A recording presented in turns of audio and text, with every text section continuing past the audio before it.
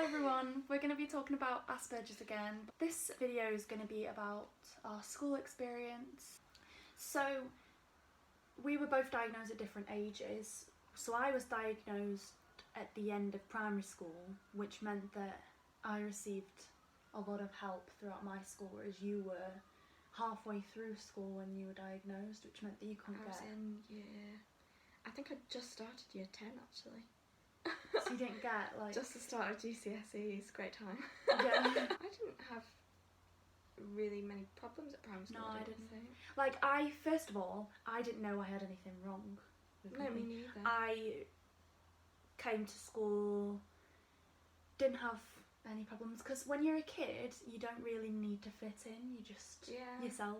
I really enjoyed primary school. Yeah, I'd go back if I could. I had good friends. You know, I was doing really well in my subjects, I remember. You know, like in art and in DT and in most subjects actually, you would like use glue sticks and stuff like that. Oh yeah. I wouldn't use them because I thought that if you like breathed any of it in at all, you would die. You know, inhalation may cause whatever. Like, I took that so literally. I was like, right, if I breathe that in, that's it, I'm gone. So so that's why, so school noticed that there was a problem because I was refusing to use any glue or anything like that. They got someone in to speak to me, and it was her when I was 8 years old. I think I was in year 4,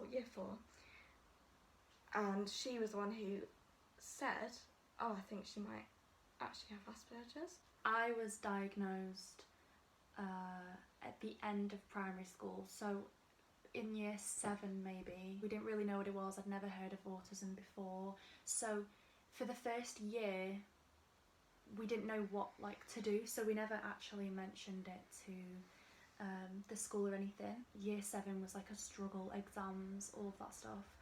So we tried to contact the school and tell them that I need special help. They refused to accept that there was anything wrong with me. Like, she doesn't need any help, she's fine. So Fiona, our clinician, came in and was like trying to convince them to like help me out and stuff, and eventually I think they accepted. So they gave me extra time in exams. I was given earbuds for noise because with me noise is a huge sensory issue that I have. So when in exams, any noise, like someone could be across the other side of the room turning over a page in the exam book, and that's enough to put me off completely throughout the whole test. I like zone out. We also tried to initiate like this system where I didn't want people to know anything was wrong with me, and so because I zoned out a lot, I lost a lot of concentration because of people talking in the class. So I would zone out and I would miss things. So as a way for them to repeat, I used to, well, they tried to make this work where I would put a pen at the edge of my table, and when they noticed the pen was at the edge of the table, they'd rephrase everything they've said so that I would get it a second time round. They didn't. They never noticed the pen at the table, and I was like, they're like, I have no idea what you're talking about. But that didn't really work. And then another thing was I used to sit at the front of the class so that I could hear more and focus more if I was at the front. But I never told people about it, so it was always like a mystery. Everyone knew I had to sit at the front of the class, but no one knew why. In one of my classes, I sat right at the front, and it just so happened that in this class, our teacher had the loudest speaking voice I've ever heard. Yeah. And literally every lesson my eyes would just be watering just because it was so loud, and it would hurt my ears. And I think it was actually in year 9 that I went back to CAMS for the 3rd time because I was having more problems at home. I mean, I was fine at school. I hated school, but I was just quiet and didn't really say much. But I was in a big friendship group. There must have been about 15 of us altogether, but I did always feel a bit on the periphery, you know, sort of on the outside looking in. School didn't believe that there was anything wrong. So did they not give you anything, like any help? They refused for a long time. My mum was having and Dad was having loads of battles with them. I think just because the only experience that they'd ever had of people on the spectrum were either boys or people who were really quite severe. Yeah. And so I was in like the top sets for things. I was a girl who seemed to be, you know, in a friendship group and functioning quite well. Except, you know, that's all on the outside, but inside, you know, I was struggling. That's why I ended up with a diagnosis. So, but you know, eventually they did. Like in English, I got to go into a separate room and have extra time. Yeah, I remember in one of my mock GCSEs, it was English, and it was a creative writing thing, where it gives you two options of topics to talk about, and that decision of which topic to write about was so difficult. It was just completely overwhelming, and I panicked and stressed out, and I didn't write anything in that exam other than something along the lines of I'm not going to do this paper because what's the point, I'll just fail it anyway or something. And then I just sat there for the whole exam. And then like the invigilators come at the end and they take your papers in, and they could see that literally I'd just written one sentence at the top. And then I ended up having to, I think, go in at lunchtime and do it again. I can't remember. Yeah. But it was, I just couldn't make that decision. It was just too hard. In high school, I started to like go downhill, especially with like the work. A lot of like tests are applying your knowledge and reading between the lines, and that kind of pushes aside anyone with autism or Asperger's because we can't do that. So it makes us look stupid, even though I was finding all of the subjects that are like objective, like maths and stuff like that. I noticed that in certain classes they'd pick on people to answer questions. Like I hated that. I don't know, like you'd watch a video of something and then they'd ask you questions about it, or they'd just point out people in general. I cannot do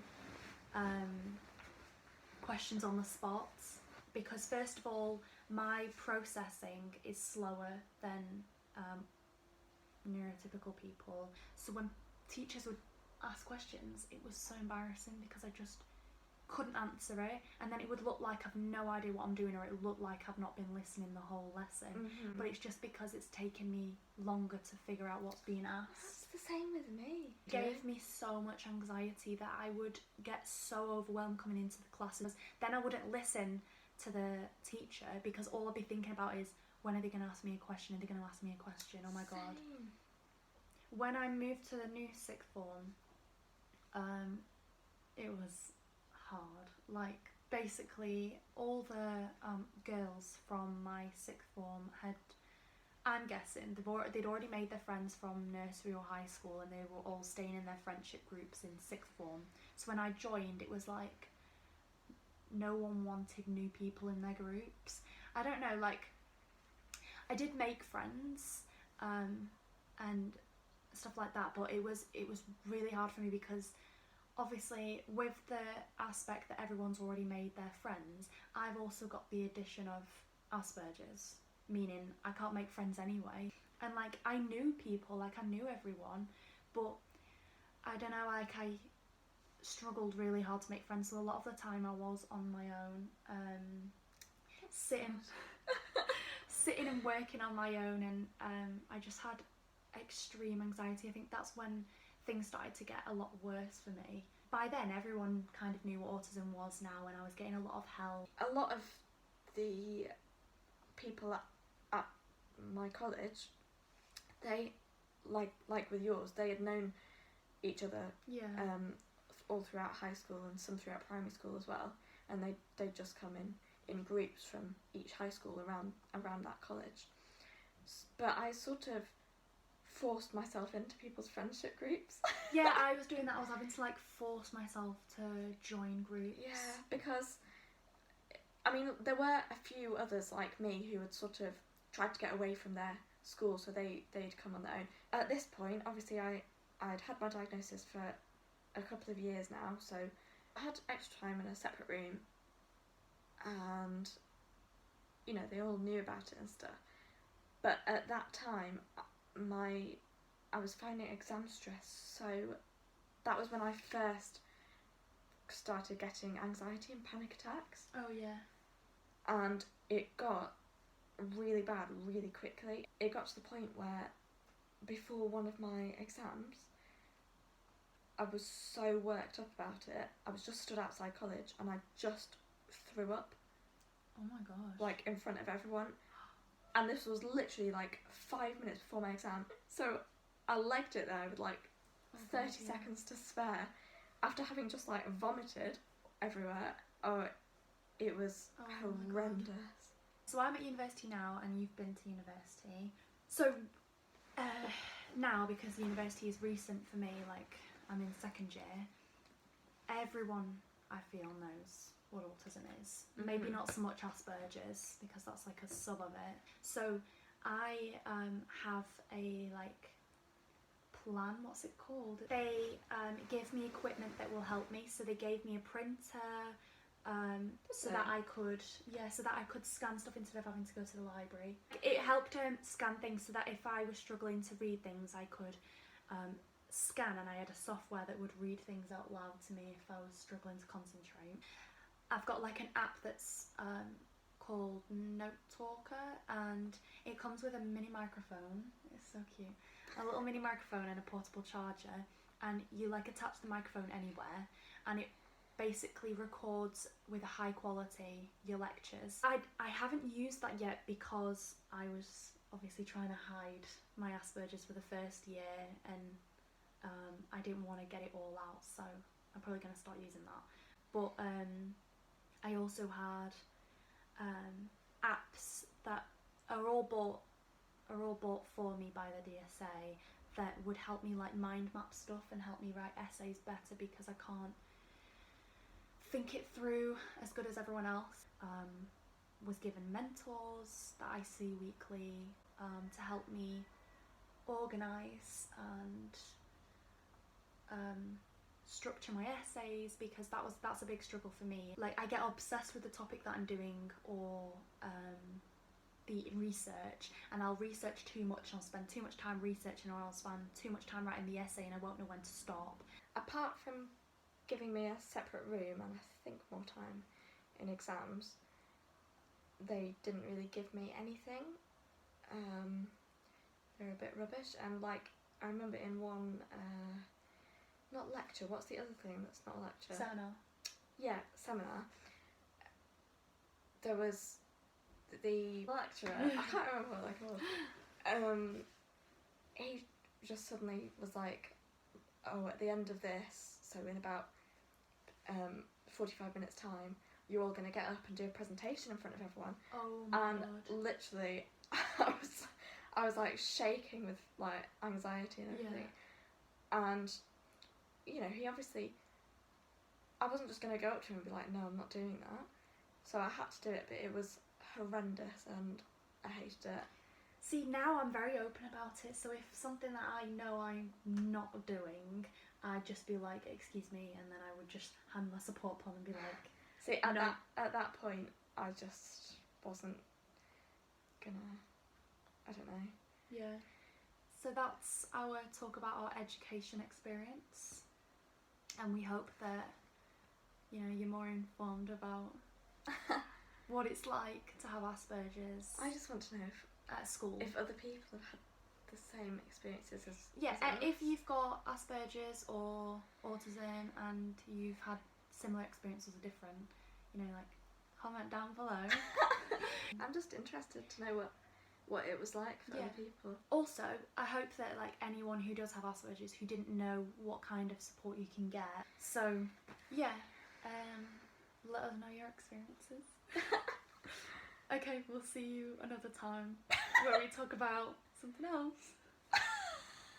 If any of you have a topic that you want us to talk about, also let us know that. Okay. Bye. See ya. Can we swap sides? Why? Because I want my hair to be more in the sun. Happy? I'm just going to shut that curtain. Okay. Topic. Can you swap sides? I'm really sorry. Oh I'm really my sorry. god. Anything so. Felix, it's you. Yeah, come and sit here on Minnie's lap. Come on. Oh, Not on me. no, Darcy's allergic. You can't sit on Darcy. But you can sit on me. Yes, you can. Okay then.